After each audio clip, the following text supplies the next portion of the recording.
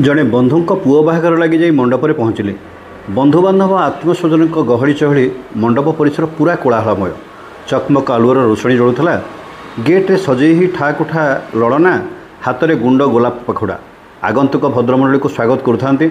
मनरे हस थाउ कि न थाउ, मुहरे रंगमाखी कृत्रिम हस खेली लिपस्टिक मखा पोटल चिरा ओठधर चली खाली हसर नहबत। अरे ये कौन? जलर फुआरा ठाक उठा खूब उच्च को छिटिक पड़ुए से जलबंदा। रंग बेरंगी आलोक जलधारा उपरे पड़ी रंगीन करुए परिवेश को। आखपाखे गछ मानकर रंगीन आलोकर दिहुड़ी जलुए। तले जलक्रीड़ा करुथांते हंस माने। फाउंटेन पाखापाखि गोटे छोट रंगीन सुसज्जित पोत। जलाशय भितर को स्वच्छ जल प्रवाह अनवरत चली थाए।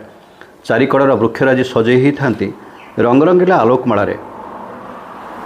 हाथी शुंड आकृतिर कलाकृति झरझर झरुथे जलराशि। सदृश्य कार्पेट बिछा ही थाए। जाति जातिका पशुपक्षीर कलाकृति उपर आलोकमाला बिछाड़ी ही पड़ुए। जो ये को 5 स्टार होटेल कम नुह। मंडप सारा भव्य साजसजा देखी आखि खुशी हो गला।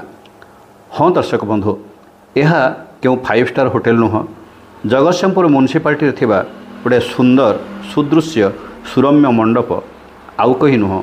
यह हेउछि बीणापाणी मंडप पुरोहितपुर गाँव में। सबुपटे गमनागमन, विशाल पार्किंग एरिया, खूब मनमुग्धकर ए परिवेश।